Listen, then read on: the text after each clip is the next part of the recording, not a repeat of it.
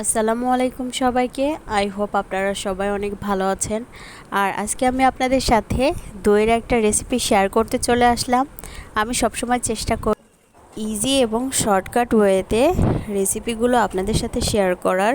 I hope রেসিপিগুলো আপনাদের কাছে ভালো লাগে।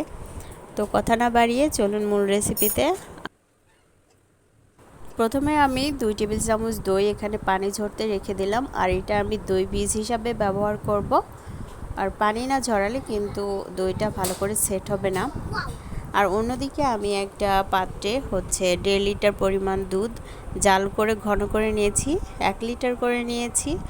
আর এখন আমি এর মধ্যে এই পানি ঝরানো টক দইটা দিয়ে দিব। পাশাপাশি এটাকে আমি হালকা মিষ্টি করব, এই জন্য আমি এখানে কিছুটা ক্যারামেল অ্যাড করে দিলাম। আমি 2 টেবিল চামচ চিনি ভালো করে গলিয়ে ক্যারামেল করে নিয়েছি।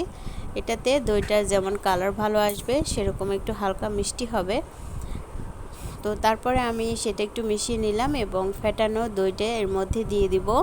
দিয়ে সব কিছু ভালো করে মিশিয়ে নিব। প্রথমে আমি চামচ দিয়ে চেষ্টা করছিলাম, বাট এটা মনে হচ্ছিল যে ভালো হচ্ছিল না। পরে আমি ডাল ঘুটনির সাহায্যে এটাকে কয়েকবার ঘুরিয়ে নিয়েছি। তারপরে এই মিশ্রণটা পারফেক্টভাবে তৈরি হয়েছে। এরপরে আমি যে হাঁড়িতে দইটা বসাবো সেই হাঁড়িটা নিয়ে নিলাম এবং এখানে আমি সেই মিশ্রণটা ঢেলে দিলাম। দিয়ে আমি এটাকে ঢাকনা দিয়ে প্রায় 6 থেকে 7 ঘন্টা অপেক্ষা করব। আর একটা কাপড় দিয়ে ভালো করে ঢেকে রাখবো।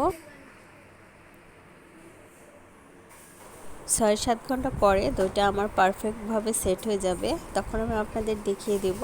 তার মধ্যে আমি একটা কথা বলে রাখি যে যাদের বাসায় বাচ্চা আছে তাদের আসলে এই ধরনের রেসিপি করতে গেলে খুবই সচেতন থাকতে হয়।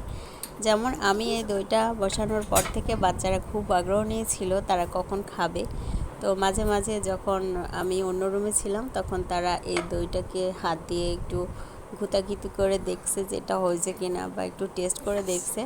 তো এই জন্য উপরে একটু ক্র্যাক পড়ে গেছে। যাই হোক, অবশেষে আমার দইটা রেডি হয়ে গেছে। আপনাদেরকে দেখিয়ে দিচ্ছি যে কতটা পারফেক্ট হয়েছে। সবাইকে অসংখ্য ধন্যবাদ আমার ভিডিও ধৈর্য ধরে দেখার জন্য। আবার দেখা হবে নতুন কোনো ভিডিও নিয়ে। ততদিন সবাই ভালো থাকবেন, সুস্থ থাকবেন আর আমার চ্যানেলের সাথেই থাকবেন। আল্লাহ হাফিজ।